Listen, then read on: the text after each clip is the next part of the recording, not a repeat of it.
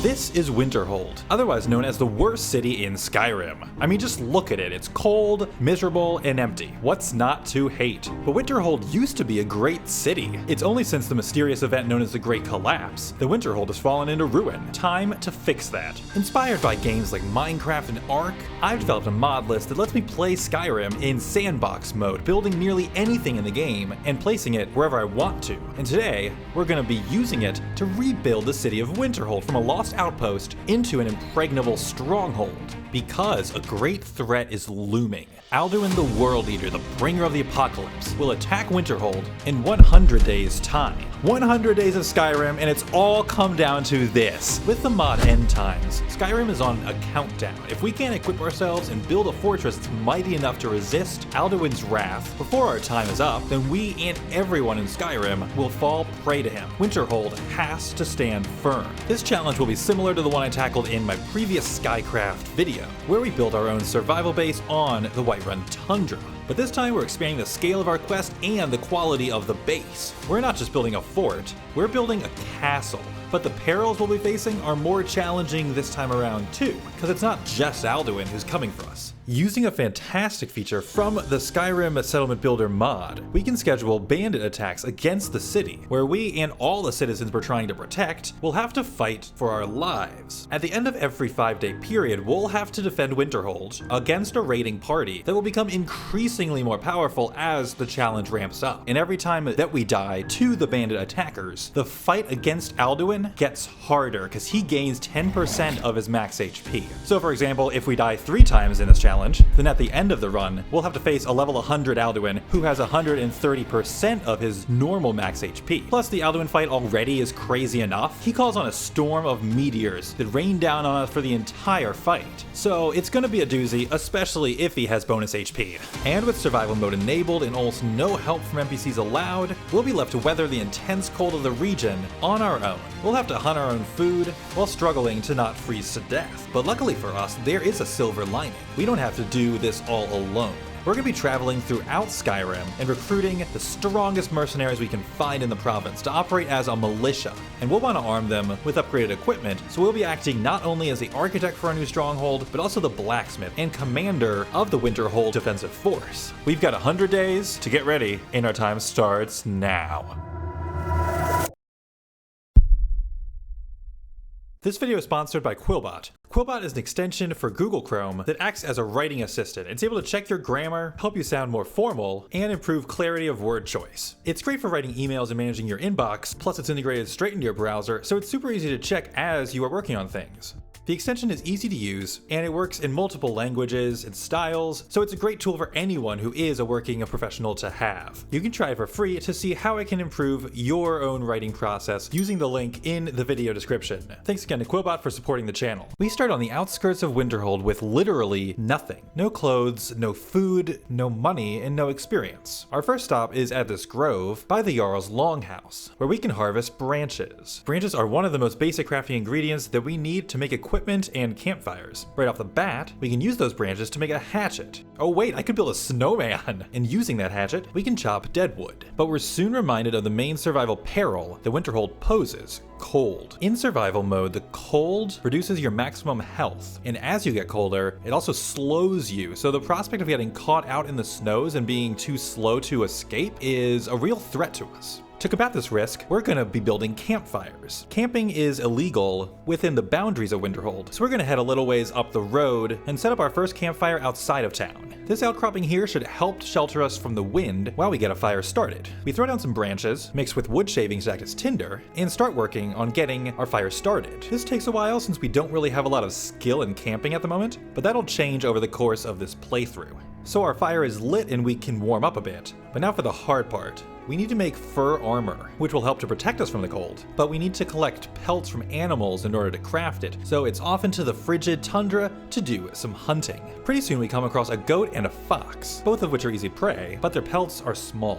It's the wolves who are the real target. With the wolf slain, we still need to field dress it and skin the pelt in order to collect the hide. The hides we collect will vary in quality. The goat and fox that we killed are both pretty light, so we can carry the carcasses back. Both animals will give us a pelt, as well as meat that we can cook. By the time that we're done, the cold is really sinking in again, so we harvest wood and start another campfire. We can put extra branches on our fire to upgrade the campfire to flickering tier, which means it stays lit for longer and gives us enough heat so we can use it to cook. We cooked the goat and wolf meat that we collected and then turned to cleaning the fox. The fox pelt unfortunately comes back ruined, which means we can't convert it into hardly any usable crafting materials. We also carve out some bones and teeth and then dispose of the carcasses. But in the time it's taken to harvest these materials from the body, our fire is burned out, so now we have to start it again. This time we're going to add 6 pieces of dead wood chopped from nearby trees to upgrade our fire to crackling. This means it'll last for 6 whole hours. So with the fire keeping us warm, we can now chop enough dead wood to build our first crafting station, the tanning rack. This is how we're going to convert the animal pelts we're collecting into clothing. Okay, so what can we craft?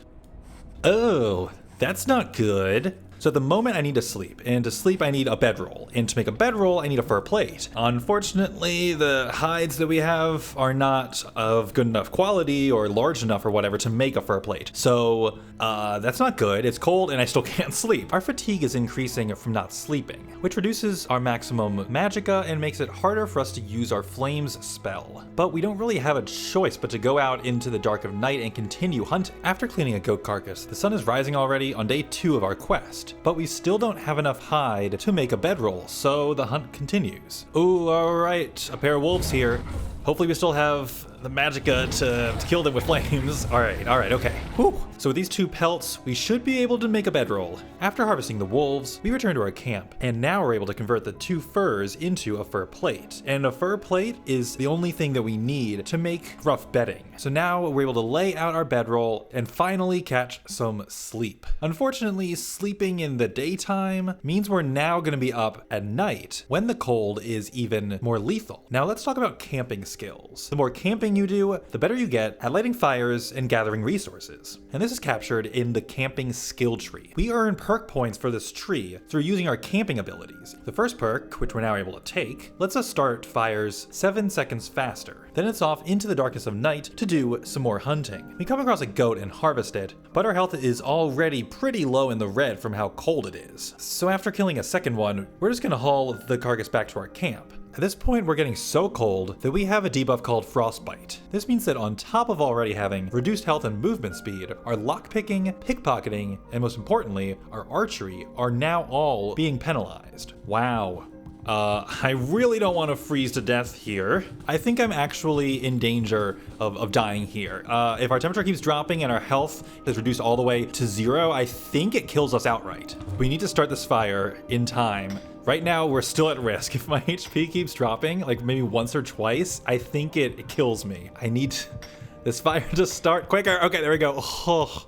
All right, okay, I think we're okay now. That was way too close. I need to be more careful. We built a hot crackling campfire, and from all this fire building, we've already earned the 2nd point in the camping skill tree. This one increases our speed when starting campfires by another 7 seconds. After we've cleaned and harvested our goat carcass, morning has come. We're now ready to turn 2 goat hides into a fur plate. The ruined pelts that we collected can make a little bit of hide lace, and with those 2 components combined, we can make fur armor. Now we've got a nice little skirt. It still doesn't look too warm though. After having some good success on the hunt and even finding an elk, we head back to Winterhold as the sun sets. There's a mine here. This is interesting. Let's see if there's anything useful. We don't yet have a pickaxe, so there's probably not a ton I can do inside. So let's just take note of this and come back to it later once we're actually able to mine. We've got a good supply of food from all the animal meat that we've been collecting, and now we have more hides to convert to crafting material. The elk hide gives us 1 whole fur plate, and our wolf pelts provide us with enough for 2 more, letting us craft a fur helmet. Now the bones we've been taking from carcasses are also usable. With our scrimshaw crafting skill, we're gonna make a mortar and pestle,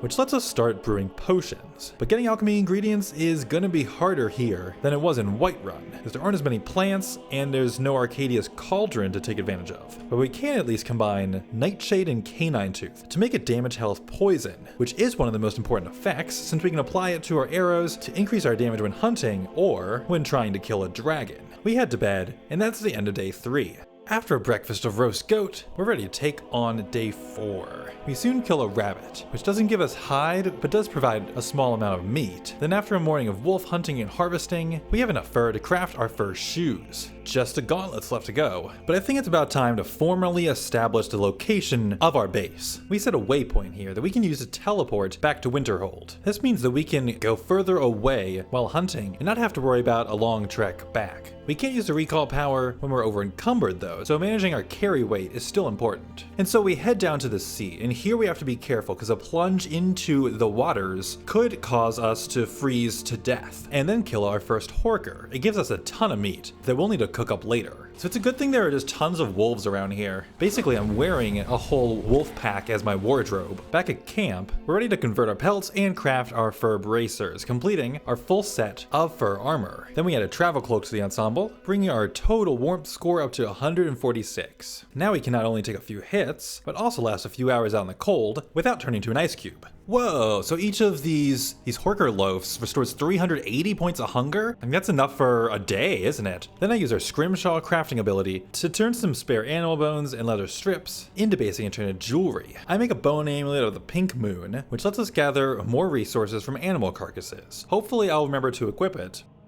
And then I also craft a bone amulet of the buck moon, which gives us a 5% boost to our movement speed. It's day 5, which means we'll have to face our first bandit raid tonight. We've got to get ready. We're going to need a weapon. A longbow is probably the easiest thing that we can make, but we need more hide lace from animal pelts to craft it. So we spend a few more hours hunting as the sun slowly rises and as our temperature slowly drops. Okay, I'm getting cold already. All right, let's go to the mine and warm up inside because it is so cold.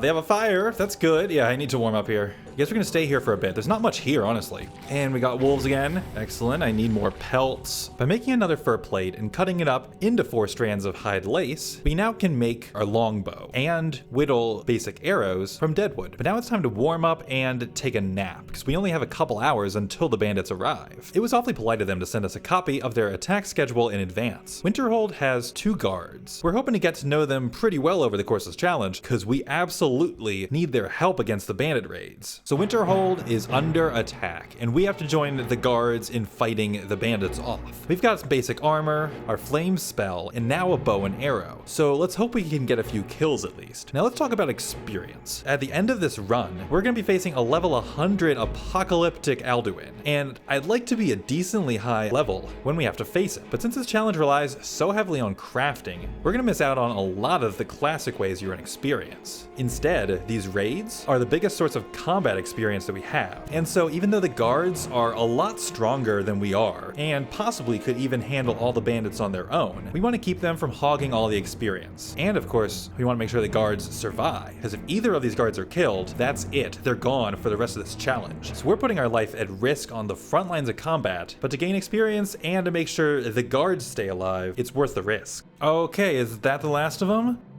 Alright, that wasn't too bad. I think so this was definitely the easiest it's going to be though. The raids are going to get progressively harder.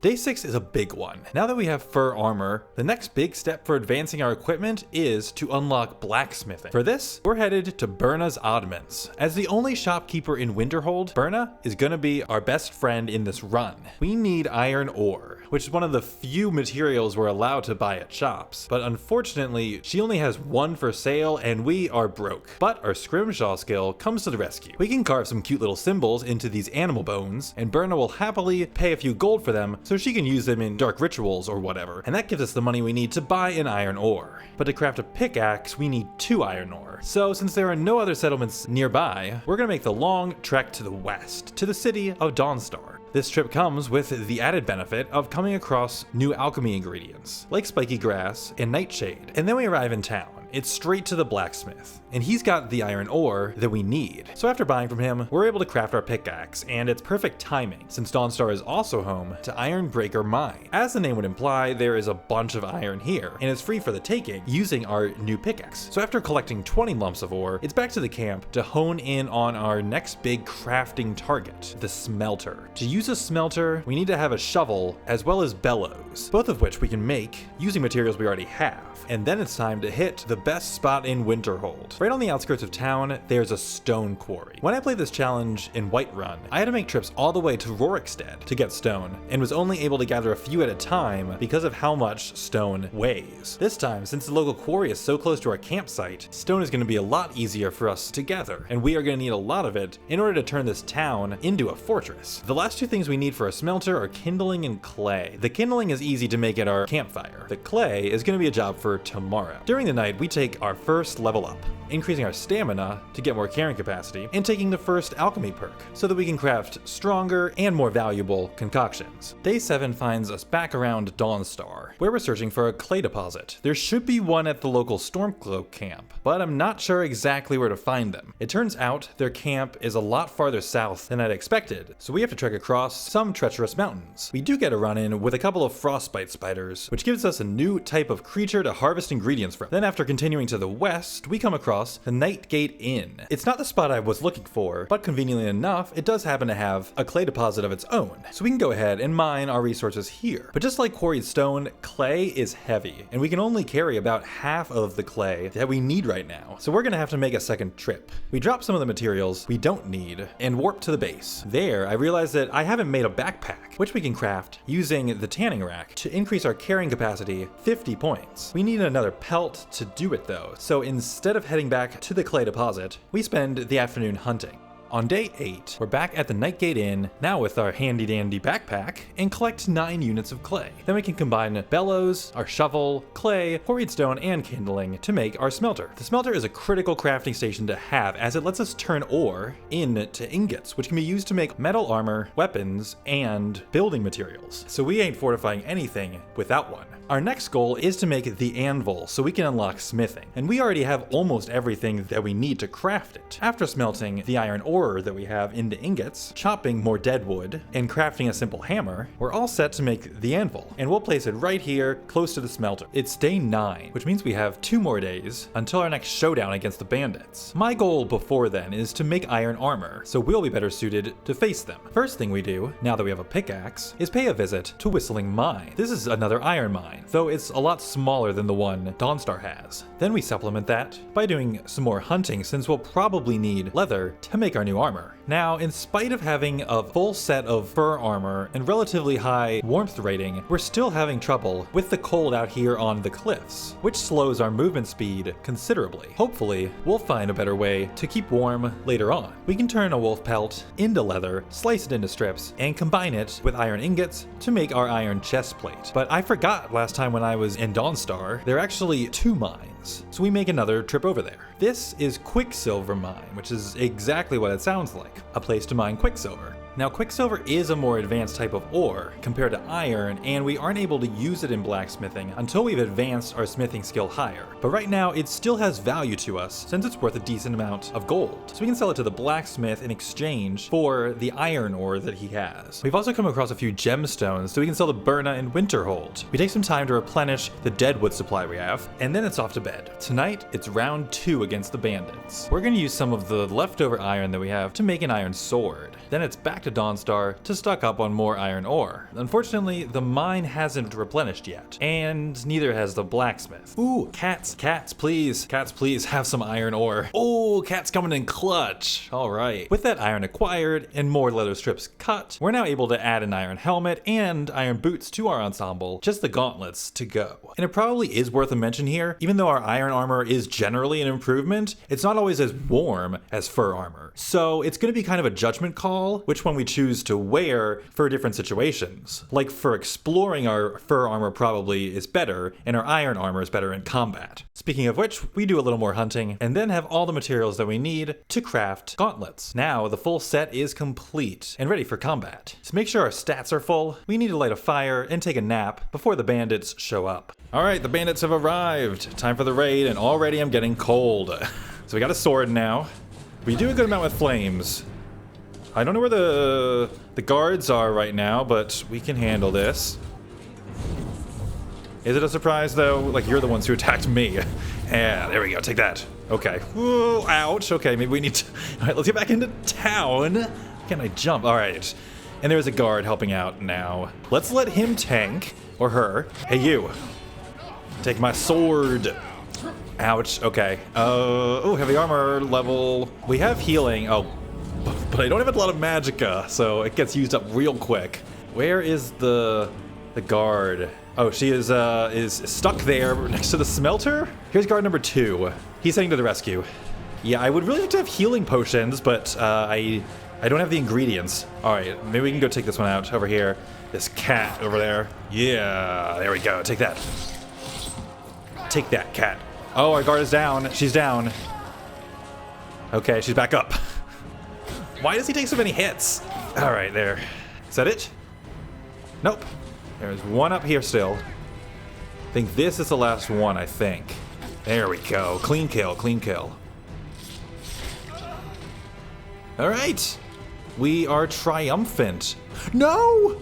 She died somehow. I missed it. And we only have 2 guards, and one of them now permanently is gone. This is bad. So with our first 10 days down and the anvil unlocked, it's time to shift gears and focus on our next major objective, building our house. There's already a house in ruins close to the entrance to Winterhold. So our job is to turn this wreck into a habitable home where we can sleep comfortably inside in the safety of our shelter. First, we need to use 8 sticks of deadwood to make a builder's workbench. This workbench has recipes to make things like furniture and, of course, our farmhouse. But to build the house, we need a ton of wood, and it has to be higher quality than the dead wood that we've been gathering so far. So I make a wood chopping block, which lets us convert our dead wood into premium firewood. But to use it, we need a woodcutter's axe. The axe is craftable using some dead wood and iron ingots at the anvil. Also, all our practice with campfires is starting to pay off. We've unlocked another survival perk, and this one is a major upgrade. Resourceful gives us a 25% increase to the amount of wood that we get when harvesting, and it makes our campfires stay lit for longer. So now we're all set to focus our attention completely on chopping the wood that we need to repair the house. This is going to take a few days.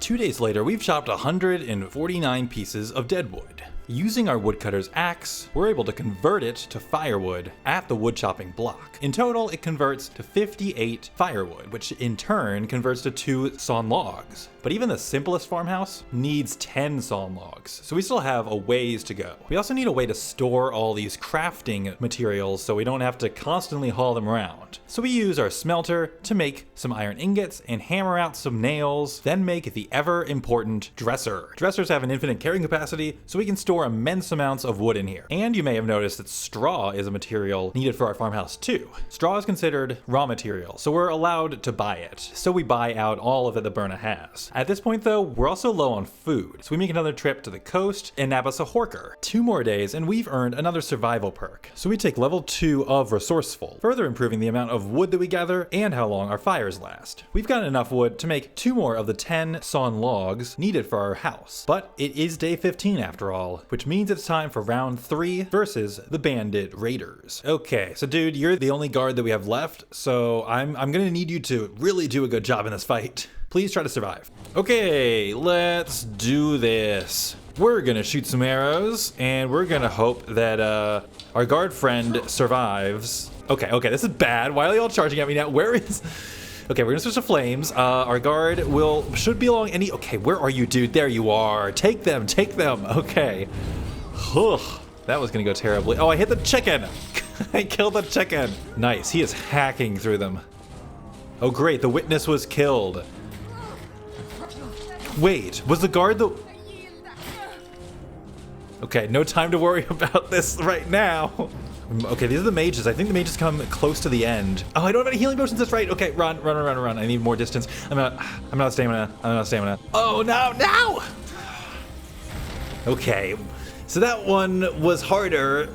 Yep, there he is. The guard is the witness who died. And since we've now taken our first death of the run, this gives Alduin a bonus 10% to his max HP for when we face him at the end of the challenge. We're gonna have to tangle with the bandits again in 5 days, and we clearly need to get stronger. So I'm gonna take a quick break from harvesting wood to grab some more quarried stone and make a workbench. With a few more iron ingots, we'll be able to use this to upgrade our armor for better protection. We sell off our quicksilver ore to Berna the next day, which gives us the money that we need to to buy more iron ore in Dawnstar. But it also turns out the iron ore veins at the mine are back online. So we get a bunch more iron ore that way too. With 26 iron ore now in our stockpile, it's no trouble to upgrade our full set of iron armor to the fine tier. Thanks to our survival perks, we're now able to chop deadwood at a rate that's much higher than when we started off. And by the morning of day 19, we have all the wood that we need to repair the house. So now just to get the rest of the materials, we can make the nails that we need using our anvil and can gather more stone from the quarry. But sadly, we're still short a bale of straw and Berna is all out of stock. So we make the cold trek to Dawnstar. No, he doesn't have any either. And return to our base empty-handed. Yeah, you know what? Our guard friends here, we shouldn't just leave them lying out here in the snow. They served us well. They fought bravely, they fought boldly, and they paid with their lives. Their sacrifice will not be forgotten. It's almost time for the next bandit raid, and we really haven't done a lot that made us stronger since last time. We've improved our armor, but we haven't even hit a level up. Fortunately, there's one more thing that we can make to help us out, the archery practice target. We have to use some of our much needed straw to craft it, but using it lets us practice archery and gain actual experience, which quickly is enough to get us to level 3. We take a little more health, as well as the overdraw perk, which increases the damage that we do through archery, and then it's time for bandit raid round 4. I'm not expecting for this to be much of an improvement compared to last round, but let's see.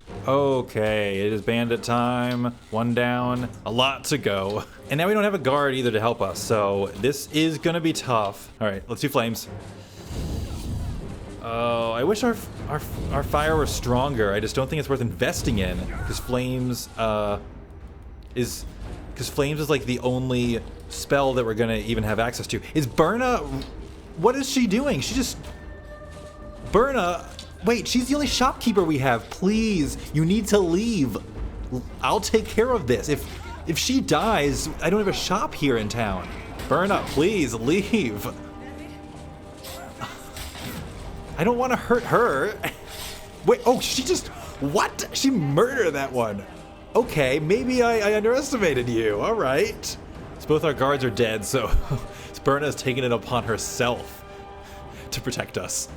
Time for the mages. No, she's back. Berna. All right, Berna, help. No, okay, then she runs away. All right, this is bad again. Yeah, this is about where I died in our previous attempt too. It's the mages.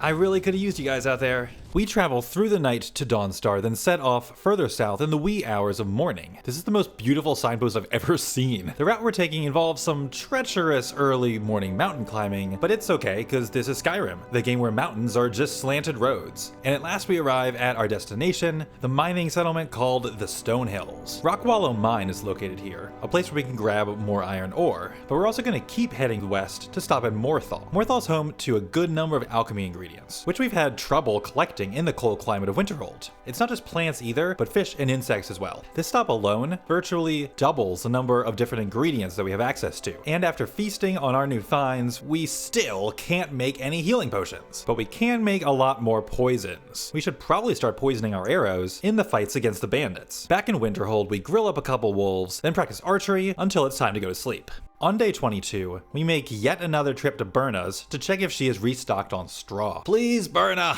I just need you to have straw. Okay, that's enough waiting around. This is it. I'm gonna get the rest of the straw that we need to build the house today, or I'm going to die trying. Or potentially I'll do both. And so we're heading off again, southward out of town to a beautiful sunrise. This time we're going to Winterhold, where surely we'll be able to buy straw from a general goods merchant. The trip south is pretty uneventful and comes with more alchemical flora to harvest, as well as 2 Horker outside the city, whose meat gives us all the food that we need for at least a couple of weeks. And so we arrive in Windhelm and head straight to the Grey Quarter to visit Sadri's used wares. Please have straw, please have straw. Okay, yes, he has a ton of straw, but oh wait, I'm so broke. Okay, I'm gonna have to figure out a way to make some cash. We can convert the 2 wolf pelts we skinned yesterday into fur plates. Then by selling those, a vial of spider venom, and some alchemy ingredients that give us effects we don't really care about, we work up the gold to buy our 6 bales of straw. This does does put us a good deal over carrying capacity though, so I end up selling our iron sword so that we can warp to the base. It's not a big loss, and we can always just craft a better sword later. So with all our materials assembled, it's time to combine 10 sawn logs, 24 nails, 18 quarried stone, and 12 bales of straw to repair the farmhouse. All right, out with the old and in with the new. The house is completely empty inside, so we'll still need to make our own furnishings, but this gives us a permanent shelter out of the cold.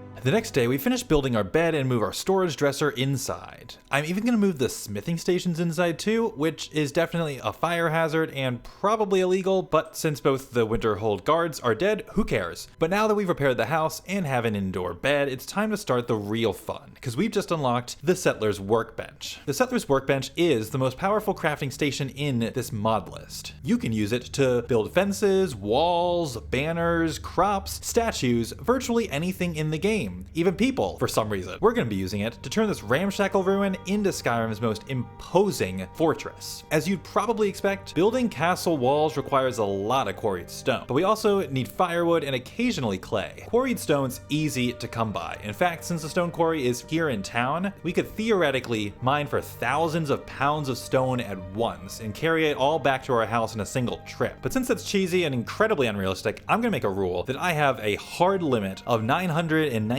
carry weight that I cannot exceed when hauling stone. This way, we're still going to need to spend a lot of time making multiple trips to get the stone that we need. If we empty our inventory first, this means we can carry about 62 stones per trip between the quarry and our house, which works out to about 62 stones per hour. The next day, we spend some time stocking up on firewood. The day after that, we start building our first stone walls. Oh wow, okay, this thing is bigger than I expected. Not sure where to put this yet. Okay, my dresser now contains 2 stone walls. That's an impressive dresser. One more tool we're missing is a cooking stand, which we can build from 5 iron ingots. The cooking stand allows us to combine ingredients to make advanced recipes with better effects than just the basic cooked meat. After spending a few more hours hauling stone, we need to take our afternoon nap because the bandits return tonight. All right, who's ready for another catastrophic showing? I'm gonna use poison on my arrows. I'm going all in. Okay, here they come. Let's apply these poisons. So our poisons are pretty strong, which is good, but how am I missing so badly? There we go. More poison, more poison! Oh, there are too many of them already. Okay, already. Let's go, flames.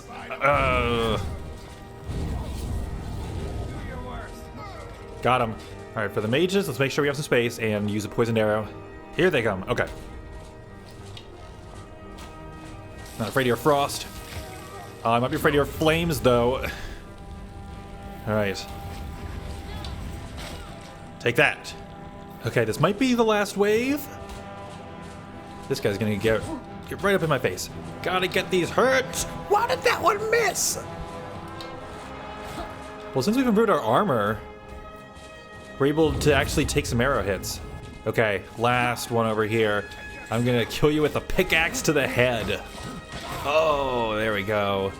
How did we manage to win that? I guess just through improving our armor and, well, and using our poisons, honestly. But the bandit raids are gonna keep getting tougher, so this is no guarantee that we'll survive even the next attack. We continue advancing our smithing skill, mainly through making iron daggers. Berna drives a hard bargain and will buy them from us for 3 gold a pop. Then we make a trip down to the Nightgate Inn to gather more clay. On day 27, we build a gatehouse, and construction is now officially underway. This monstrosity will now mark the entrance to New Winterhold, and we place the first 2 segments of the outer wall that will mark the new perimeter of the city. On day 28, we continue working on wall placements, which are made entirely from quarried stone. We're making some real progress on walling in the eastern side of the city, but hauling stones is hard work, and when you're over encumbered, your fatigue increases a lot quicker, so we need to sleep more often, sometimes at odd hours. By the end of day 29, the outer wall is really coming together. No bandits are going to be getting through here anytime soon. Then comes day 30. We buy some ore in Dawnstar, then return to Quicksilver Mine, where the ore veins are back online, and we luck out and find an amethyst that we can sell to Berna. Then after a quick nap, it's time for the raid. Okay, we're gonna try the same thing as last time. We're gonna focus on poisons. And our gatehouse here should help to kind of concentrate the bandits into a tighter space, a smaller amount of ground that we can concentrate on. When they spread out, it makes it harder for us to use flames on them. I'm gonna finish you off with a pickaxe hit real quick. Heavy armor increase, that's nice. Okay. Poison. Oh, here are the mages, okay. No, I think we're too close. Okay. No, not good, that's a wall, All right, we need to keep using these poisons. Oh, what are they doing? Someone's... Berna! No! They killed her, I need her! No, this is vengeance for Berna. Why did she fight them again? The chicken's just looking at me. Here lies Berna, shopkeeper to the stars and brave protector of Winterhold. We are going to miss her courage and most especially her ability to buy and sell things to us. Berna's the only shopkeeper in Winterhold, so her death is a loss to our soul as well as our wallet. But life goes on and it's back to work. We finished connecting the south wall to the bridge that leads up to the Mages College, meaning the largest segment of wall that we'll be constructing is now complete.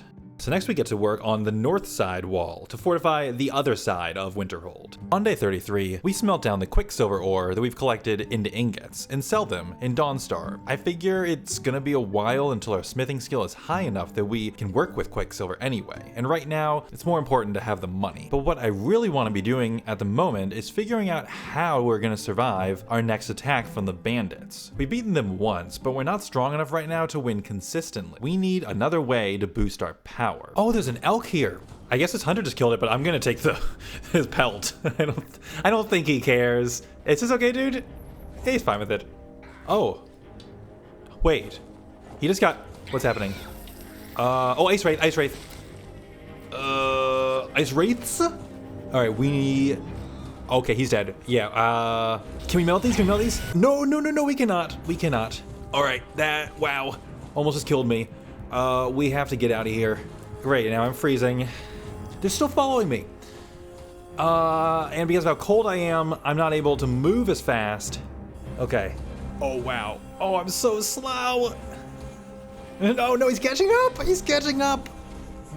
I'm gonna have to go down these cliffs and hope it loses it.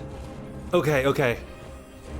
All right, I lost him, I think. Wow, I could have died there. That was not good. So after that very close call, we return home to Winterhold to warm up. On day 34, we're making a trip to hit up a couple spots close to Windhelm. First is Steam Scorched Mine near Kynesgrove. This mine gives us malachite, another ore that we can't use yet in smithing, but it's still valuable nonetheless. But the real jackpot comes from reaching Gloombound Mine in the mountains southeast of the city. Gloombound is an ebony mine, and ebony is super valuable. Technically, this mine belongs to the orcs, and they aren't super keen on us being here, and I definitely scaled some cliffs to get here in the first place, but hey, they're not throwing us out. There's a ton of ore here, and we keep getting lucky and finding gemstones too. We absolutely should have come here earlier. This place is loaded. It's probably the best mine in all of Skyrim, honestly. After our job is done, we're coming away with 7 amethysts, 45 ebony ore, 2 flawless garnets, which are valued at 150 apiece, and 4 regular garnets. We can smelt the ebony and malachite ore into ingots to increase its sale price. Then we hit up the Windhelm marketplace in the morning. Ooh, it's 50 gold per ingot. Okay, that's great. Looks like we've finally solved our money problem. Naranye will buy the gems from us, which brings us up to a whopping 1,800 gold. And I know exactly where this cash is going. All right, you. So you're a mercenary. You are coming with me. My blade is sharp and I thirst for battle. Onward then. Stenvar comes equipped with a suit of steel armor, which is good quality already. We can command him to relax in this area, right within the gate to Winterhold, and he'll just hang around until the bandits attack tonight. Yes, good, you rest and eat that bread. Need to carb load before tonight's fight. And then we catch some sleep in time for the raid. Alright, here we go. Now we have Stenvar on our team. That's the Jarl who just ran up there. Okay, well apparently he's on our team too. And he's essential, I think. Yeah, he'll do just fine, I guess. Flames for you. So as long as Stenvar can tank the front, I just need to handle like these 2. Although these are level 3, he's an outlaw who's level 3. So that is, oh, what? Stenvar is, okay. I need to hold them off. I can't handle 3 at once. Oh, wow, okay. They're significantly stronger this time around. Stenvar's like out of health. He took a knee. Okay, and I can't do anything. What do I do? I'm like out of magicka. Okay, well, So that was terrible. Okay, well that was atrocious. At least Stenvar survived. Next, we're back to building more walls. At this rate, we might be able to finish building the perimeter wall tomorrow. But we also need more food, so we continue methodically pushing the Horker population towards extinction. The next morning we spend some time chopping deadwood, and Stenvar even helps out too. I'm planning to build a gate for the west path into Winterhold, and it requires quite a bit of wood. On day 38, the project is finally complete. It took us 11 days, but we've built a massive stone wall that wraps around the entirety of Winterhold. It's a good start for restoring the city to its former glory and making it defensible against bandits and dragons alike, and it also closes in a bunch of new land within city walls that we'll be able to build on. It's a feat worthy of celebration, with some archery target practice from atop our new gatehouse. Now we still have a good bit of gold left over and a few ebony ingots left to sell, so in the morning we head back to Windhelm, where we can sell our ingots to the blacksmith and then buy ourselves a carriage to Whiterun. Considering how the last bandit raid went, having just one follower is not enough. For another 500 gold, we recruit Janasa to join our party. We can also grab a bunch of free alchemy ingredients in the area too. Hopefully now we'll finally have the ingredients that we need to make some healing potions. We make a camp for the night outside of Whiterun, because in the morning we're going to Rorikstead. I can't stand the thought of being trapped in this village for the rest of my days. Yeah, I can get you trapped in a different town for the rest of your life. I hope you like the cold. By completing Eric's quest, we'll be able to recruit him into our party in the future. After taste testing our new ingredients, we've learned how to make the Resist Fire Potion, which isn't super useful at the moment, but it gives us another potion to make to boost our alchemy experience. They're also worth a surprising amount of gold, but since Berna is dead, we don't have anyone to sell them to here in Winterhold. And after crafting another batch of daggers, our smithing skill is up to 25. We're trying to hit 30 so we can start working with advanced materials like Dwarven. We take our afternoon nap so that we'll be in fighting shape when the bandits arrive and can level up to 6, taking 10 more HP and the first restoration perk. We still need to use our healing spell to stay alive, so this makes it cheaper to cast. Do we have to? Alright, well now that we have 2 followers on our team, this at least should not be as bad as last time. There they are, okay. We got an outlaw, we got him poisoned. Charge! Janasa's out there, Janasa's out there. Wow, that's a lot of them. Janasa is about to die. No, I have to go rescue her. Where is Stenvar? You! This guy's so tanky. And I hit, how did that, what? Did he just do like a wombo combo on me? Alright, time to start making some serious moves. On day 41, we craft our long overdue grindstone so that we can upgrade our bow to deal more damage. Ooh, okay. This is something I could build.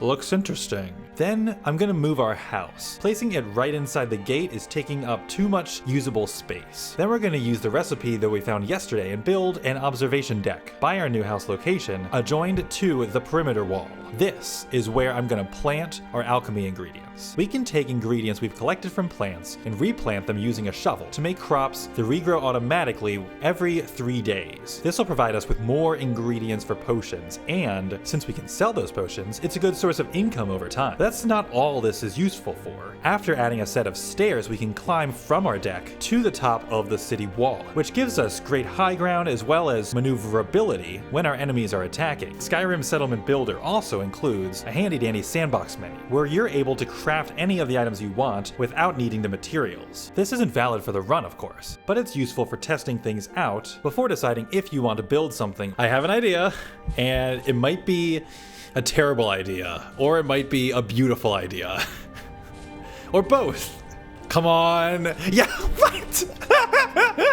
I have to find out a way to turn this bridge into a trap somehow. A retractable bridge that launches enemies through the air. Build a retractable bridge, we need a bunch of firewood. So we're gonna switch gears from focusing on stone gathering to wood gathering. And on the next day, we've made our bridge. Next, we make some stairs. And then on day 44, it's time for some testing. So, the plan is we're going to launch a follower onto spike traps. So we have Stenvar here. I just need to lead him up onto the bridge. I need him to get up onto the retractable bridge. Okay, good. And now we need to launch it. And then I have to get off, but... Oh, Stenvar fell! No! Okay, Stenvar... Alright, there we go, there we go. That hit it? Yes, he landed on the spikes. It damaged him. I think this has potential. We end up working through the night, first chopping wood to build more spike traps. We only have 1 day left before the bandits attack, and we need to work hard to get this trap assembled and running in time. I'm calling this the Bandit Launcher 3000. The idea is pretty simple. We stand on the deck here, where we have a good vantage point to shoot arrows at the bandits. The stairs that let you reach the deck are way at the back, but the alternate set of stairs we build on the front should seem like an easier way for the bandits to get to us. So they charge on up the steps, springing our trap. After they made it on the bridge, we activate the retraction mechanism and send them flying through the air, hopefully onto the spike traps. Of course, there are a lot of ways this could break and fail completely, but hey, if it works, it's gonna be crazy cool. We spent our last few hours ahead of the raid having a meal by the fire, then harvesting a fresh crop of alchemy ingredients. Now, the air outside is treacherously cold, and very quickly, we start to get chilly upon leaving the house. But with our new alchemy garden and our cooking pot, we finally have a decent solution for staying warm: hot tea. There are 3 types of tea that we can cook, each of which restores 50 points of warmth upon drinking. We brew up a few pots of lavender tea since we have plenty of the ingredients, and then it's raid time. All right, the trap is ready. Bring on the bandits. Okay, so up we go. Now we need them to follow us up onto the bridge. Okay, nope, she just ran straight past it. Not good. Okay, well, we can also just shoot arrows from up here too. No one is following. The bandits aren't falling for it. They can see through the trap. And like most of the bandits are archers, like right now it seems, so that's not helping anything because they don't even have to get close. Haha, I can also climb up onto the wall to get a vantage point as well and shoot at the bandits. Yes, I have the high ground, Anakin. Come on, I just want for one of them to fall for the trap. Woo! That's a lot of magic. Ugh. The mages are like always the hardest. If you won't play with my trap, you're gonna get a pickaxe to the face. I'm surprised how effective it is against the mages to just get up in their face and pickaxe them over and over again. Okay, this archer over here is the last one, I think. All right, take that. And that's a victory. So, unfortunately, our trap didn't work in the slightest. I'm not giving up on this idea entirely, but we're definitely going to have to approach it from another angle. We're continuing our smithing grind, working our way up towards 30. Level 30 smithing is a big turning point, because we can unlock the ability to make Dwarven equipment and give it to our followers. We make a trip over to Morthal to do a couple important things. Benor here claims to be the best warrior in Morthal. If that's true, we definitely want him to join our party in the defense of Winterhold. So we challenge him to a brawl and beat him up pretty easily, so really throwing that whole best warrior in Morthal thing into question, and he becomes our newest follower. We still have a good chunk of money left from selling the ebony ingots earlier, so we make a stop at the alchemy shop. Since ingredients count as raw materials, we're allowed to buy them in this playthrough, and once we have 5 of a plantable ingredient, we can turn it into a crop and start growing it ourselves. Then we return to Dawnstar, where the ore veins at both the iron mine and the quicksilver mine have replenished. We look out and find 3 garnets too, so that'll bump up our gold again once we can sell them. Back at the base, we continue to develop the garden and then take a rest, which lets us level up to 7 and take the first heavy armor perk. We sell our gems in Windhelm the next day. We're doing really well on gold. In fact, we're going to spend a bit of it on a carriage back down to Whiterun and make a stop at Arcadia's Cauldron. Arcadia sells ingredients that we don't see often farther north, including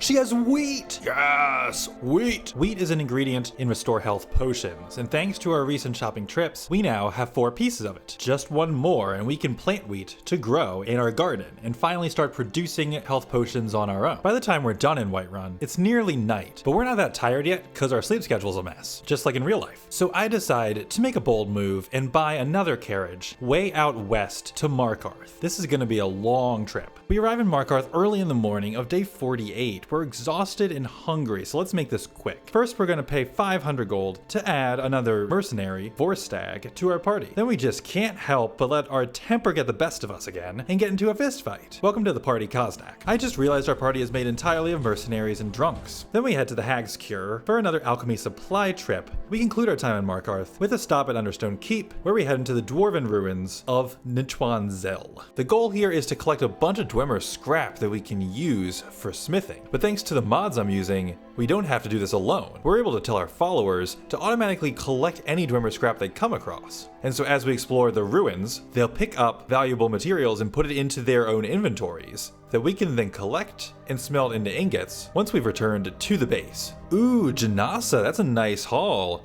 Alright, great job you. Yo, Benor has a lot too. Alright, great. Koznak, you didn't grab anything? You are the newest member of the party and are the weakest link at the moment. Day 50. The alchemy garden is really coming along now, giving us a steady supply of ingredients. With our party of 5 followers, hunting has gotten a lot easier. We can kill ice wraiths now and even a big bad ice wolf, though sadly they can't help us clean the carcasses. But part of the reason I wanted to hunt is that some of our followers don't have great armor. One simple way to make them stronger is for us to craft improved armor and weapons for them to carry. And we're also able to check each of our followers' stats to see which types of armor they're more proficient in. Vorstag is better in light armor, for example, as well as Kosnak and Janasa. And so our heavy armor tanks are Benor and Stenvar. And Stenvar already has steel armor. For Benor, we're going to give him a freshly crafted set of iron plate armor, which is a slight upgrade compared to basic iron armor. Wow, okay, that's a cool set of armor. He looks quite intimidating now. We reached a long-awaited objective of level 30 smithing. So next time that we level up, we'll be able to put a perk into unlocking Dwarven smithing. But there will be time for that later. Now, the bandits have arrived. All right, team,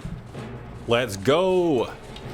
Hopefully this will be like a massive improvement. Like, we're pretty strong, it feels like at least. Although now that I have more companions, I have to be more careful with archery too, because I don't want to shoot them. And Stenvar has taken a knee. He'll be okay, I hope. All right, so the first wave is taken care of. Uh-oh, here they are, mages. All right. Yeah, I'm gonna shoot this one back here. Koznak, oh, a follower's died. Okay, we'll figure it out afterwards. Who died? Now I'm angry. Okay, I need to keep using poisons because some of these bandits are really tanky. Ouch.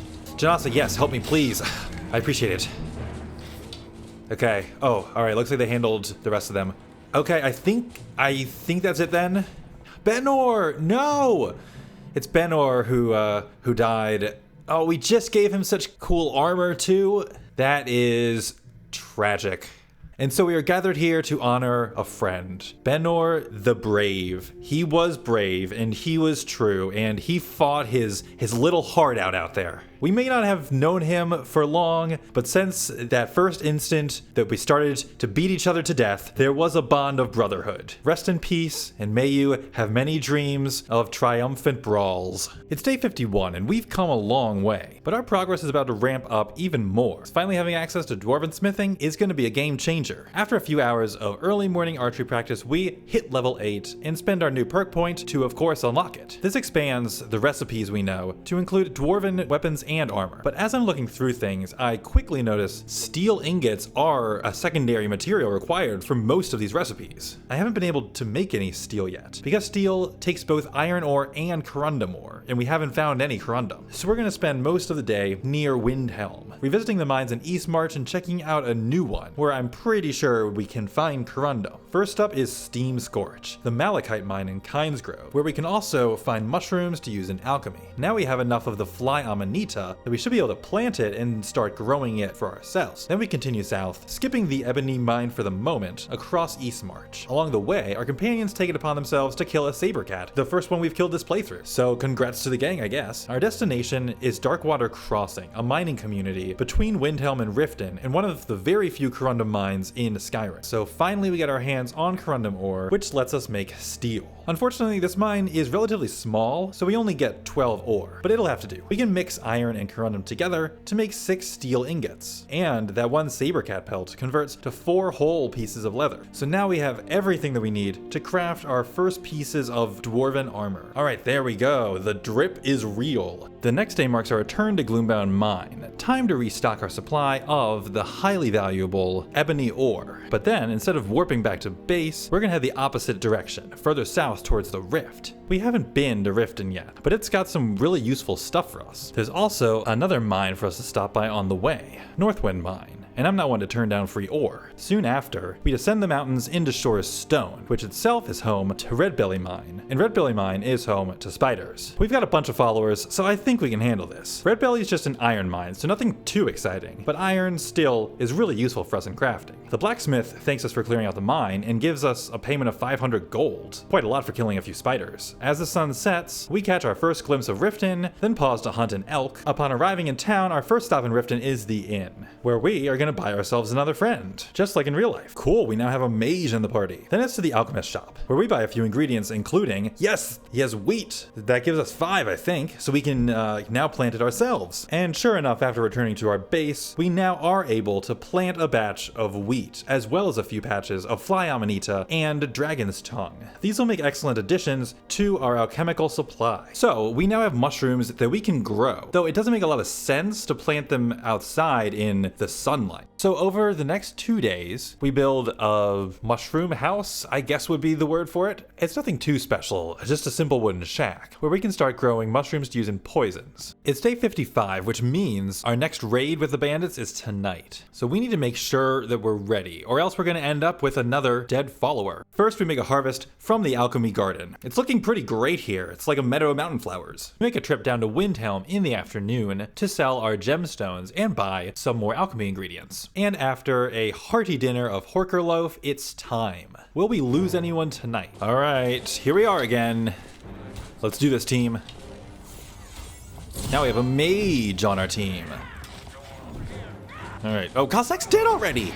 I mean, he was like the weakest of our followers. And we have Vorstag was running into a wall. All right, this isn't a great start, guys. Oh, that's an interesting, I guess he has oak flesh on or something. So that's why his face is all striped like that. Okay, so really though, we're handling this pretty effectively. Oh, I'd love to finally have a mage on our team. I think Marcurio could just be the MVP of this fight here. He's doing a great job. And that should wrap it up. Marcurio is making a great addition to the party, and Koznak he wasn't the most impressive of our team, though he was a member of our team. We are gathered here in honor of Koznak the Drunk. He's now in Sovngarde, and probably is drunk and useless along with his brethren. He will be missed by someone, probably. Now, a lot of carry weight is being spent on hauling these alchemy ingredients around. So I go and craft a small end table and put it in our mushroom house to act as the long-term storage for all our alchemical ingredients. This frees up space in our inventory to buy some bales of straw in Windhelm. We're gonna do some cool crafting with these later, but with Koznak dead, we're now looking to hire a new companion. So it's time for a trip to another new city, Solitude. We get there early in the morning on day 57. Luckily for us, our quarry happens to also be a night owl. What dangers and wonders shall we discover in the frozen waste? Lots of bandits. Lots of bandits. And eventually an apocalyptic dragon. The rest of the day is spent chopping wood with our followers pitching in to help. On day 58, we sell a bunch of daggers to the Windhelm blacksmith, and then we sell some gear that we no longer need. It's a shame that we're spending so much of our time traveling it to merchants, but when the only shopkeeper in Winterhold gets herself killed, we don't have much of a choice. At least our trips to Dawnstar include visits to the mines. Using iron ingot and dwarven ingot lets us craft a dwarven bow, which is a big upgrade over the basic longbow that we've been using this whole time.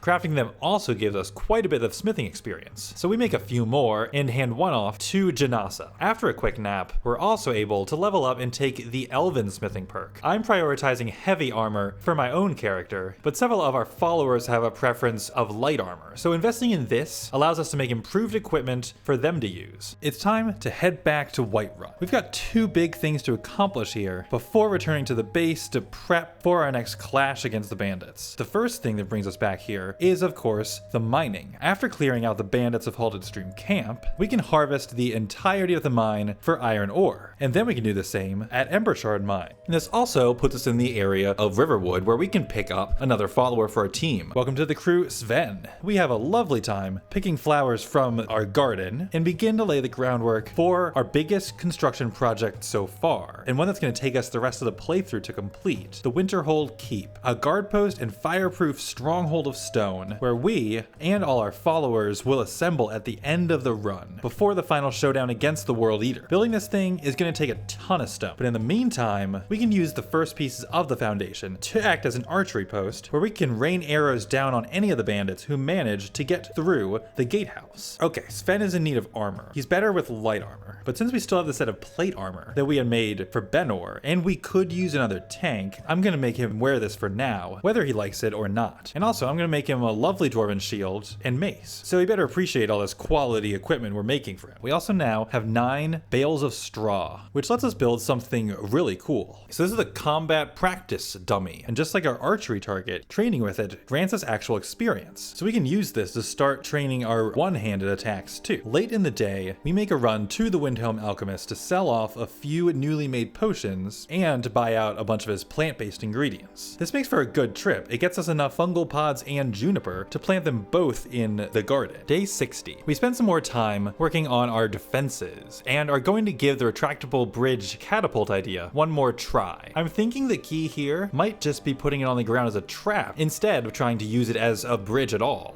Okay, so I'm teleporting everyone on and now activating it. Hopefully what?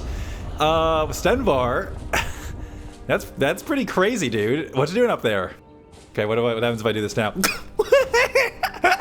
We're also continuing work on our massive Winterhold keep construction project and have now added a gate. We can even use simple fencing to block off this whole section of the city entirely. Now, as the number of bandits we're facing increases, and so does the size of our party, it's gonna get tough to tell who's friend and who's foe in the darkness of night. So the bandits politely agree to postpone their attack a few hours and start attacking us in the morning instead. They really care that all of you in the audience get to see how badly they're annihilating us. That's a bandit thug.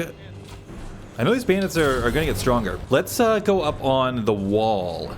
Gonna try to use a little bit of strategery here. See if I can, yeah, from up here I might be able to get some shots in on the ones in the back while my followers are holding the gate. Yeah, these thugs are, or this one at least, pretty tanky. Oh wow. Okay, these arrows are not doing a ton of damage, even poison. I mean, oh, I do have stone arrows. I should probably craft something stronger. Oh no, that is Stenvar. His health is in the red and he's charging forward. Oh, he's down, Stenvar's down! No, do not kill Stenvar. Do not kill Stenvar. Okay, wow, this guy's tanky. Yeah, the bandits are getting tough here. That's a bandit chief? Oh, no. No. Okay, like everyone's down. Is that right? We still have Marcurio, who's totally fine. He's hopefully somewhere casting like fire bolts. Ouch. Oh no, this is totally GG, isn't it? Okay, come on, I'm gonna poison this guy. This is not gonna end well. Nope, it's over. Wow, okay, the rage just got a lot harder. So all our companions took a beating in that fight, which went terribly, though fortunately we only had one person who died, and that was Sven. Poor young Sven. May he find rest in the shade of the juniper tree. Seth made it abundantly clear our primitive stone arrows are not cutting it. But in order to make more powerful dwarven arrows, we need more dwarven scrap. And what we and our companions could really use is just more first-hand combat experience. And there's one place that we'll be able to find both of those things. Inside Dwarven ruins. The ruins of Alfstand are a great place to start since it's pretty close to Winterhold. So we tell all our companions to harvest the miscellaneous items they come across. So after completing the Alfstand ruin tower, our followers' inventories are loaded. We could keep on going, but it feels a little cheap because our followers do have unlimited carrying capacity. So let's go ahead and take this all back to camp and see how much we're able to craft using it. So after collecting our party's loot and utilizing the smelter, we now have 75 dwarven ingots to work with. This means we can now upgrade to dwarven arrows, which are twice as strong as stone, and we power level our smithing to spam crafting our dwarven bows. But that did just use up all the dwarven ingots that we've made, so it's back to Alfstand, and this time we're heading through the glacial cave area. We storm through the halls of the ruins and beat up on any of the robots that we come across. Some of these guys could be tough for us to kill on our own, but team teamwork makes the dream work, as they say. And after completing the second portion of Alfstand, we have another 24 ingots. And when we go to bed, all our smithing training has gotten us 2 whole level ups all the way to level 11. That day was really productive. Now, because of all these bows we've been making, we're actually kind of rich. Selling them to merchants in Windhelm is easily enough to bring us up to a few thousand gold. And this means we can spend more on alchemy ingredients. So we head into another alchemy loop and a trip out to Markarth. We buy out the entire inventory of the Hag's Cure, and then make a return to the ruins of Nachuan Zell to collect more Dwemer scrap metal. This time, we're deeper in the ruins than previously, and have to fight a Falmer. And seriously, these guys are supposed to be blind? No, they're way too good at combat for that. Then after our trip is finished, we can smelt the metal that we gathered from the ruin to make another 60 Dwarven ingots, which lets us continue our pursuit of becoming the best Dwarven bow craftsman in the world, and get all the way to level 50 smithing. This is huge, because 50 lets us unlock a variety of new armors. Ooh, that is some really sweet armor. Nordic carved. It takes ebony, we have ebony, and quicksilver. 6 steel ingots though. Do I have enough to do that? I think so. All right, cool. Up from 55 armor to 67. And it's lighter and warmer too. Is there a reason that Stenvar isn't wearing a helmet? I don't think I've given any of our followers helmets, have I? I should probably pay more attention to outfitting them.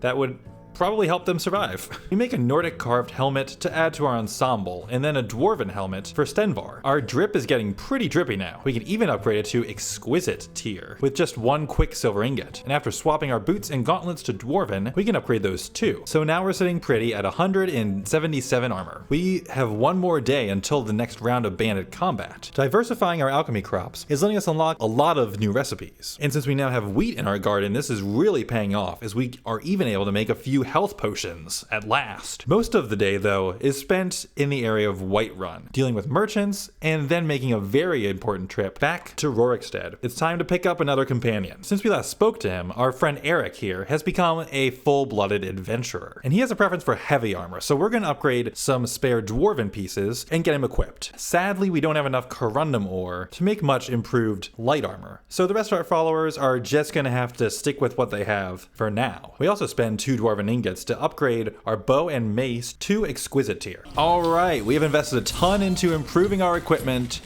I have Dwarven arrows equipped now, and so hopefully this fight will be a major improvement. Eric is right out there in the front. Come on, Eric, prove yourself here. Prove that you are a true adventurer.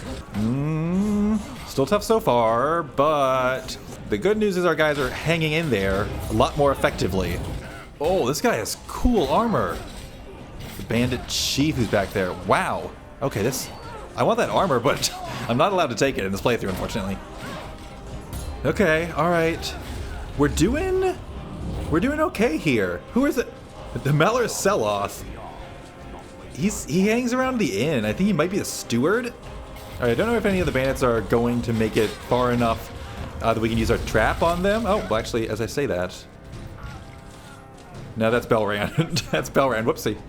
Wow, the corpses are really piling up here. And we aren't even to the mages yet. Okay, I've got the attention of a couple bandits here. I think I can take them. Like, we're pretty tanky in our new armor. Yes. All right, that's enough of them. Wow, this is quite a mess here. The Mellor Seloth is still just hanging out. If he dies, I don't think it's important. I'm not sure he can. He might be essential. Oh, and Durok's here too. Yeah, I'm not interested in vampires at the moment, but it's good that he's helping us. And that's a victory. Janasa died. No. That is quite a loss. I liked her. She was the first companion who we had on our team. Janasa was brave and true. She deserves a true hero's send-off. 3, 2, 1, take off. Ooh, all right. Nice airtime. It's looking like smithing is actually one of our most useful skills at the moment, because it lets us buff all our followers. So I'm going to keep investing in that skill, first by mining for more corundum so that we can make higher quality light armors. Down in the rift, we have our first encounter with a pair of bears. They're not much of a challenge for the combined strength of us and the boys, but their corpses do give us valuable pelts and meat, as well as alchemy ingredients. We pick up a few moonstone ore from a Khajiit caravan that's outside of Riften, And in the far east of the rift, we come to a new spot, Lost Prospect Mine. There's a little platforming puzzle here where you need to get up to this passageway. The intended solution probably is to jump on a ledge and whirlwind sprint to cross, but it's actually not that hard to just make the jump normally if you time it right. This gets us to the back room in which we find 3 veins of gold ore. And back at the base, we've got a meadow of flowers to harvest. The next day we're back in Alfdand, delving for more Dwarven scrap so we can continue our smithing grind. Of course, this also means dealing with more of the Falmer, but we and the boys are up for the task. We even take down a powerful Dwarven centurion, but since we're not allowed to loot the enemies we kill, it's not all that great. Using these ingots brings our smithing skill up to 55. We can now make a chestplate of elven gilded armor using leather, moonstone, iron, and quicksilver, and a set of slightly less good scaled armor. After improving them both to the exquisite tier, they're going to our boys Forstag and Belrand. Finally, they have some nice armor. And Marcurio gets nothing, because we don't know how to make mage's robes, because we're not a nerd. We also throw together a few pieces of leather scout armor for Belrand. They're not top tier, but he's had hide this whole time, so it's definitely an improvement. And I'm also going to take the time to upgrade our followers' existing pieces of armor. Since our last triumph over the bandits, I've really grown attached to these guys, and I don't want to lose them. The next day is more of the same, but this time for weapons. Eric's been using a basic iron sword, so we swap him for an upgraded dwarven sword instead. And we do the same for the rest of our crew. And it turns out there is something that we can make from our curio after all, a mage's backpack, which increases his magicka 20 points. But we're still hard at work on our construction project as well. From the foundation of our new Winterhold keep, we build a bridge crossing over the main street, and over to a new stockade defense structure perched on the Jarl's Longhouse. This gives us another overlook for archery, and we start building up to the 3rd story of our keep. Soon it's time for the next raid, and this time the objective is to win without losing any of our followers. Because if any of these boys die, I'm gonna need therapy. Bring it on. I think we are... Wow. Something got charged. I think we'll be able to handle this. I was gonna say, ouch. Wait, okay. Maybe this is gonna go terribly instead. Hang on. Oh, okay. The rest of the crew is coming into the rescue. I just need to get some space, I think. Ooh. Come on, crew. Okay, let's do some archery from up here. Keep us safe for a bit. Big bandit chief over there. Yeah, can we move away from the spike traps, guys? Okay, so the start of this was rough, it looked like. Oh, okay, well, I was about to say though, we already killed a lot of them. And now we have mages already. Here's Durak again. Kind of you to join us. Alright, good job, crew. Ooh, all the blood splattered on the snow. Okay, I think that was it. Well, okay, so that was rocky at first, but we managed to pull through. And so after disposing of the bodies, we've got the whole afternoon ahead of us. Most of the afternoon is spent finishing up the archery overlook atop the Jarl's Longhouse. Now we're able to run all the way from our keep, across the street, around the eaves of the Longhouse, and even hop over to the perimeter wall. So we now have a lot of mobility around the base. Then we travel to Riften to do a round through the shops again, and back up to Windhelm. And after taking a rest, we're able to level up to 15, putting 1 perk into the well-fitted ability to increase the protection that we get from heavy armor, and another point into physician, so that we can make stronger healing potions. Then after a 3rd trip exploring the ruins of Zel, we come back with a massive haul of Dwarven scrap to smelt, which lets us put our smithing skill up into the 60s. So our smithing skill's pretty high, though ideally I'd like to get it up to 80 so we can unlock the Ebony smithing perk and put those ingots from Gloombound Mine to work. The problem is, the higher our skill, the more experience it takes to continue advancing it. But I think I've got a pretty good idea for how we can make that final push. It's time to join the companions. All 6 of us, I guess. We beat up on Vilkas a bit, give Ayla a shield, and then get our first and only quest. And we aren't even completing it, because that's as far as we need to go with the companions storyline to unlock Yorlin Greymane as a blacksmithing teacher. Wow, okay, his training's expensive. Okay, so this is still gonna be hard, but we make a lot of cash from selling Dwarven bows. If we can buy enough levels of training from him, we should still be able to get to 80. Back at Winterhold, we stumble onto a recipe combining dragon's tongue and fly amanita to make a potion of 2-handed fortification. These potions are pretty valuable, and we have both of these ingredients growing at our base, so we can quickly advance our alchemy by spamming this recipe a bunch. And after a little extra combat practice, it's time for another face-off. But this time, the bandits have gotten the memo that our main gate is pretty well protected. So instead, they're attacking us from the west gate, behind the Jarl's Longhouse. Ooh, that's a lot of them. I think we should be, strong enough. We've like really been improving our smithing. Our crew has some high quality armor. All right, we have wave 2 here. As soon as the bandits are popping up, our crew's just hacking them to pieces. Like even the chief just, he fell quickly. Yeah, our team is strong now. We're handling this pretty easily. Oh, that's a lot of them. All right.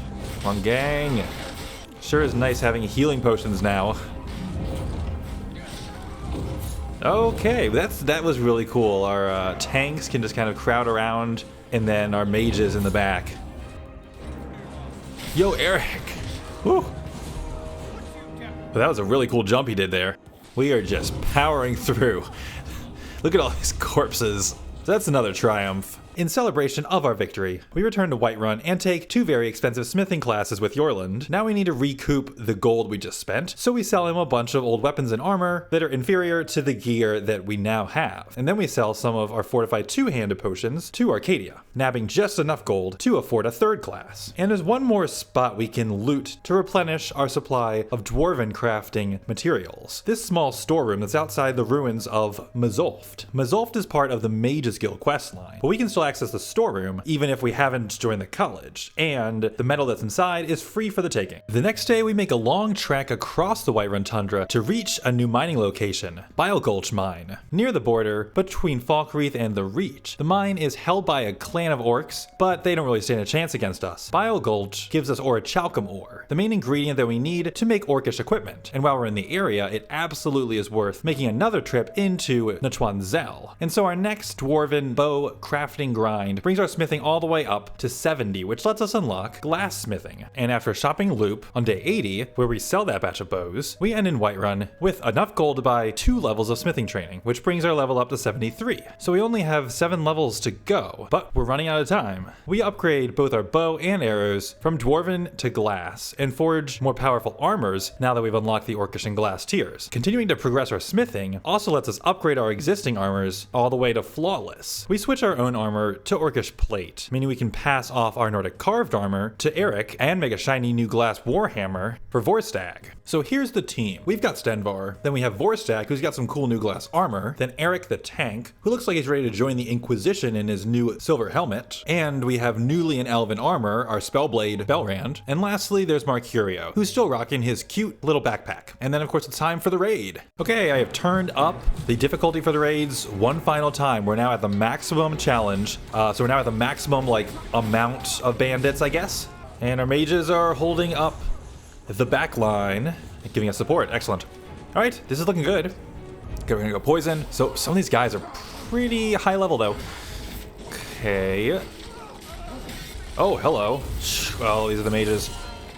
Let's try the bridge. Oh, Marcurio. Did I launch him? Wait, I don't know what's happening. Okay. Oh, what is... what has just hurt me so much? Oh, how did I just take that much damage? I don't even know what's hurting me. I don't like using as many potions, but I have to, and they're not even helping that much, honestly. Our potions aren't that strong, it turns out. Ow, what? What even? The mages overwhelmed us, I guess. And sadly, at some point after we checked in on Marcurio and saw he was having a hard time, he perished in the fight, probably in some AoE explosion the mages caused. And so he'll rest in our garden along with the rest of our companions. So now we're down a follower in our party, but I have an idea for who could be a good candidate to fill it. We're back in Solitude and are returning to the Winking Skeever. This is Atar. He's the executioner here in Solitude, but because he's bad at his job, he needs us to kill a bandit who he was supposed to execute. So we go and kill a bunch of weaklings at Orphan's Tier. And then we get locked out of Atar's house because it's the middle of the night. So I run a crusade against all the flora of Solitude while waiting for him to wake up. It's like 9:30. Where is he? Wasting our time. It's the middle of the afternoon. I've run out of stuff to do here. I need Atar to leave his house. Really? Really? He still hasn't left. Yes, Vorstag. Whatever you're doing, I agree with it. This is ridiculous. Finally! That's a load off my mind. Here's your pay. Let's not waste any time. Ah!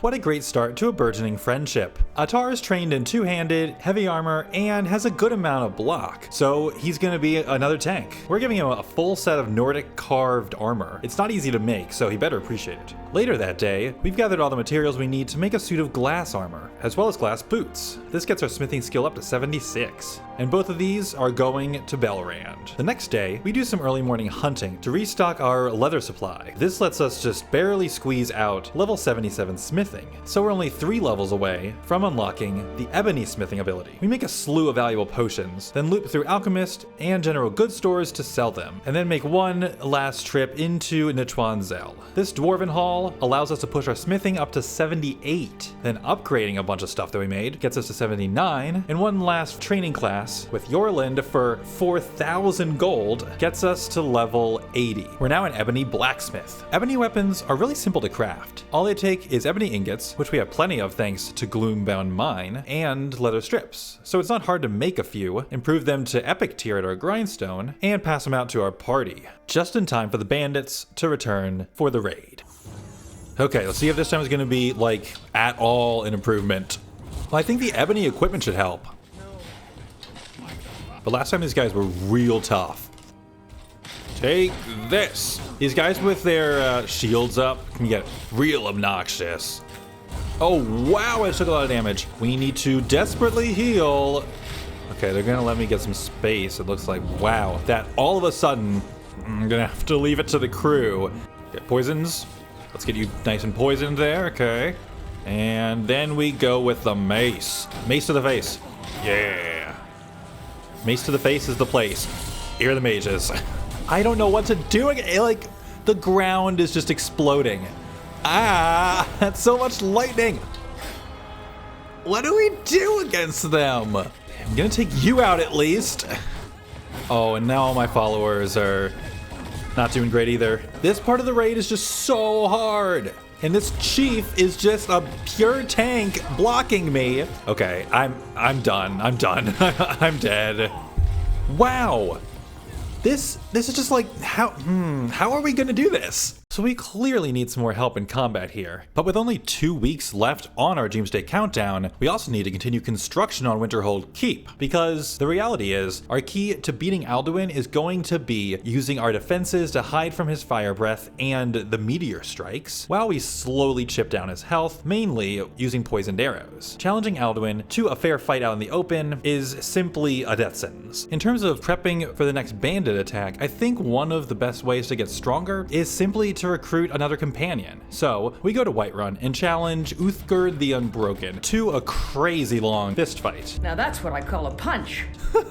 I think that was more like 100 punches. Now that we have Ebony smithing, our time of grinding our smithing skill is over. Now it's time to switch to alchemy. Our potions and poisons are going to be super important in the fight against Alduin, so the higher quality concoctions we can make, the better our chances are. And conveniently, Arcadia can give us alchemy classes, and they're way cheaper than Yorland's were. Then after an overnight carriage to Riften, we buy more ingredients at Elgrim's Elixirs. But we're also in the Rift for a very important side quest. This is Darklight Tower, a fort to the southwest of Riften that I frankly was not even aware existed until recently. See, I'm missing our friend Mercurio, and our party's gender ratio is still worse than that of a Warhammer 40k convention, but here at Darklight Tower, we can recruit another mage to our party. All we have to do is follow her up to the top of the tower, then help her to kill her mom, family drama, am I right? And then she'll join our party. Ilya is a powerful destruction mage, and she's pretty advanced in her ice magic abilities. I'm hoping she'll be able to give us some backline AoE support to help cull down the mobs of bandits, because right now, we're just overwhelmed by their sheer numbers. Then we're gonna fight through our exhaustion to make a trip to Gloombound Mine and restock our ebony ore. It takes most of the ore that we just gathered to make Uthgerd a full set of armor, but this also pushes us up to level 22. And this means we can then head back to Arcadia to buy some more training sessions, bringing our alchemy level up to 50. This means the next time we have a perk point to spend, we can take the experimenter perk and learn extra effects of our ingredients. So we finally have our alchemy skill online, allowing us to make quality healing potions that restore about 40 HP per drink. And we use our last ebony ingots to forge powerful arrows. I still expect that archery is going to be critically important in our fight against the World Eater, so squeezing in some extra practice with our training target is a solid investment. And speaking of the World Eater, tomorrow's class clash against the bandits is going to tell us what kind of shape we're in for the last 10 days of our countdown. Considering our party is up to 8 people, I really hope it's winnable. The plan is to give Ilya a bunch of magicka potions, so that she'll hopefully use them and keep her magicka up so that she can just continually spam her ice storm at the bandits.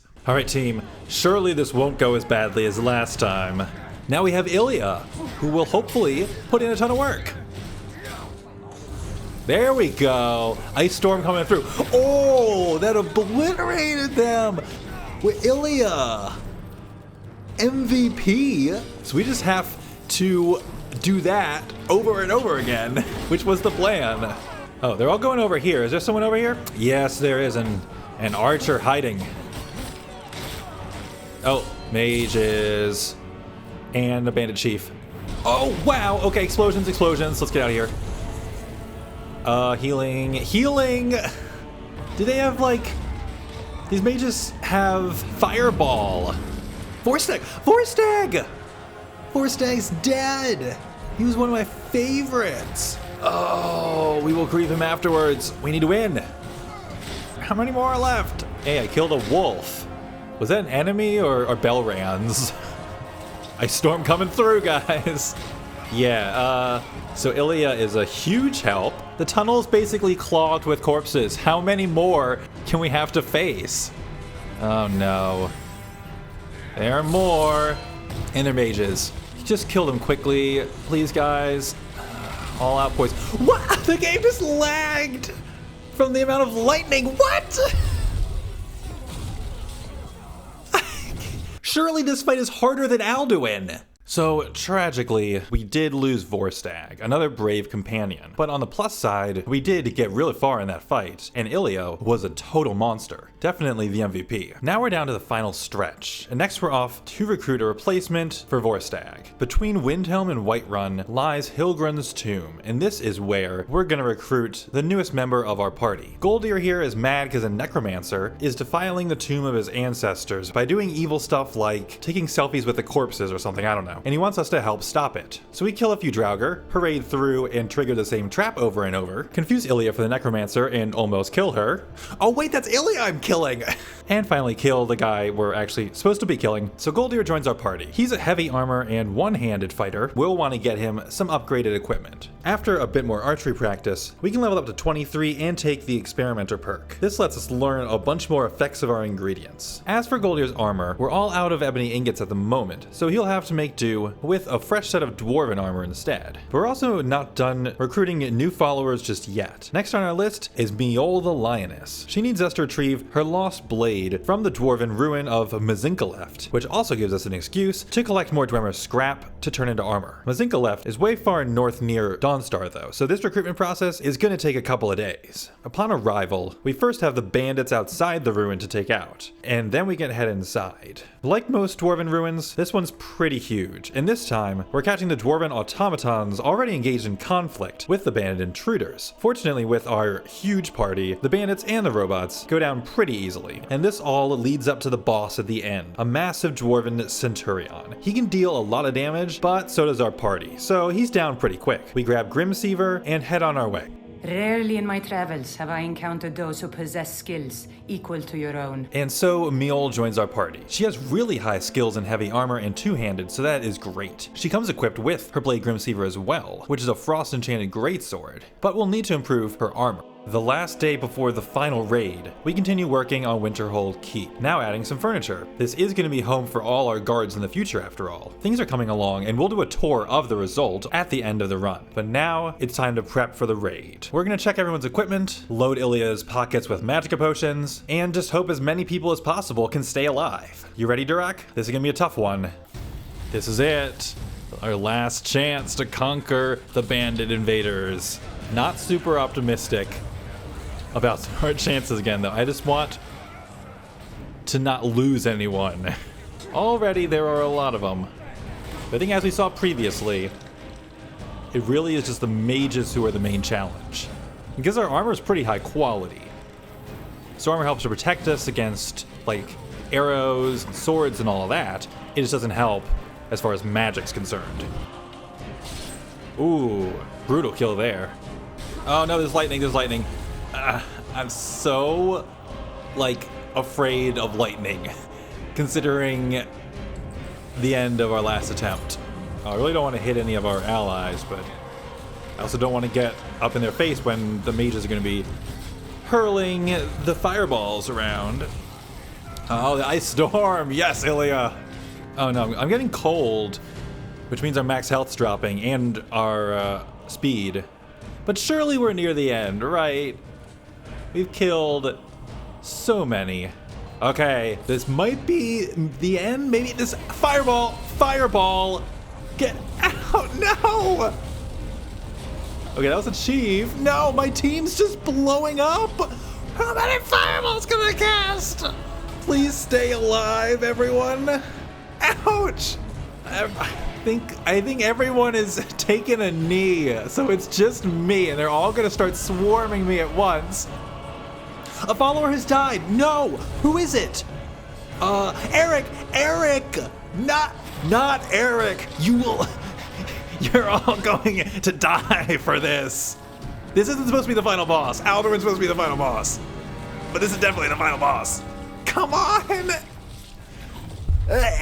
In front of our eyes, he grew from a nobody into a true adventurer, and now his watch has ended. R.I.P. Eric the Slayer. So with only 5 days left, we have 2 focuses. The first is Alchemy, and the second is Fortifications. These are pretty much the only 2 things that we'll be doing until the showdown. And so our Alchemy shopping trips bring us first to Solitude, and then to Morthal, and then all the way southeast to Riften on day 98. Deep into the cold and darkness of night, we continue building. The stronghold is almost complete. On day 99, we buy our last 5 rounds of alchemy training from Arcadia, bringing our alchemy skill to 63. And then it's time to cook. Now all our followers are getting potions in preparation for the final fight. We also need to make sure our fighters have bows and arrows, because it might be hard to get into melee range with Alduin. And then is day 100. It's time to take stock of all that we've accomplished. We get to level up one last time to hit 25.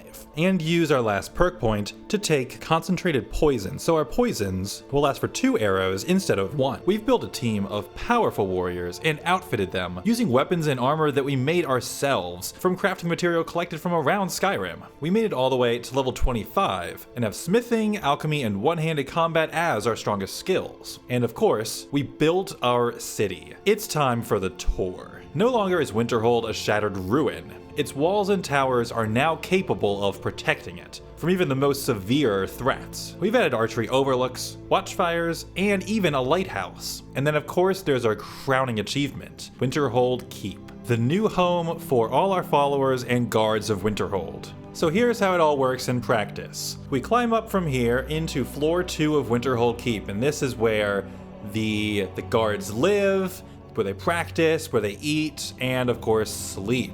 There are plenty of windows though to keep an eye on things. And then from here we can keep going up to the top. Or is it? It's not, because there's a tower up here. We have a forge. The tower is 2 stories. So we have a nice hole in the wall here to look out upon the city of Winterhold. And all the way, if we keep climbing, is finally the actual top, where you have a great view and a hut to function as shelter. So as we head back to the roof of the keep, see, we're up on the roof, we can also cross over this bridge and this bridge to a chain of bridges that let us quickly cross the city. We can go all the way across here to this tower on this end. So this tower also has a rooftop that has a shelter on it too. So as you can see, we've incorporated a lot of shelters and walls that should help protect us against a dragon.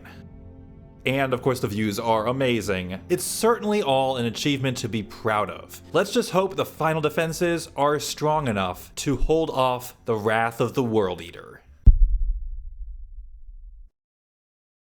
100 days of Skyrim, and it's all come down to this. We're gonna make sure we've eaten. Let's get our strongest poison equipped. And there he is, the big boy. Ouch. Okay, already meteors are hitting us. Jump, please. Get onto the roof. Okay. All right, so here we are in the base of our tower. We should be pretty well protected here. And so we're gonna wait for him to, do something like that. And start pelting arrow. Okay, that's bad angle.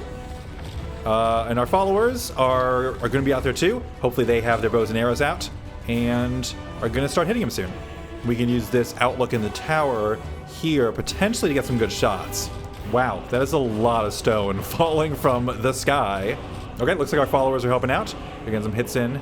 Okay, I think it's time to start taking advantage of the base we built. He's flying way over there. I'm gonna cross over to our other tower, and hopefully we'll have some better chances there. I should not breathe fire on me while I'm running. Okay, all right, we're safe.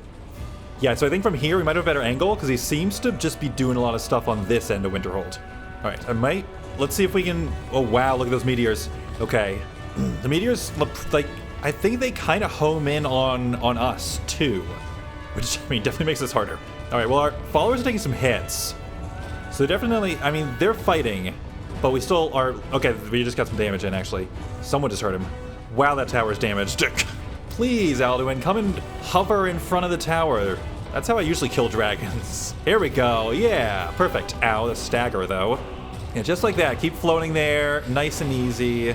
I should be able to, okay, I can out heal his fire breath. Did he just fly through the tower? I think his wing might have just clipped through the tower. Oh, what? Yes, he definitely, why is he able to fly through walls? I mean, I guess as long as his breath isn't gonna come through the wall, we're okay. And now his health's dropping. We are doing all right now. Oh, and remember, his maximum is close to twice as much as he normally have, as a result of the number of times that the bandits killed us. So yeah, he's like, we might have him down to half soon. So if this were just normal Alduin level 100, half health is all it would take to kill him. Oh, he's back on that end. Okay, I'm thinking maybe we should cross again. But, okay, here we go. This might do it. Yes! Give me some shots. There we go. Take the poison. Let's get 2 in. Yes. Okay. This is definitely an improvement compared to last time. Our Whiterun attempt did not go so well. Oh, wow. He's right there. Okay. Let's take advantage of this. Get more shots. Okay.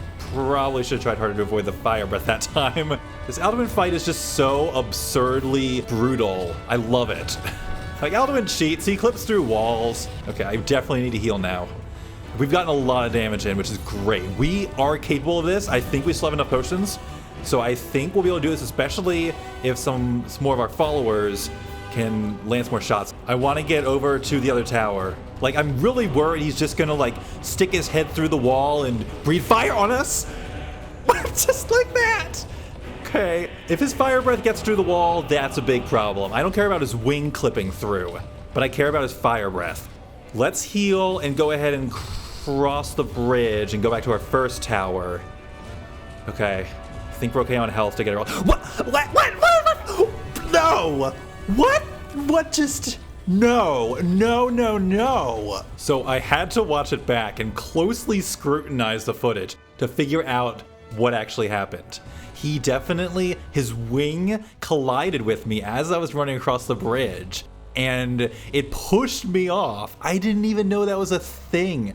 I guess I've never collided with a flying dragon when playing Skyrim. But yeah, he has a hitbox.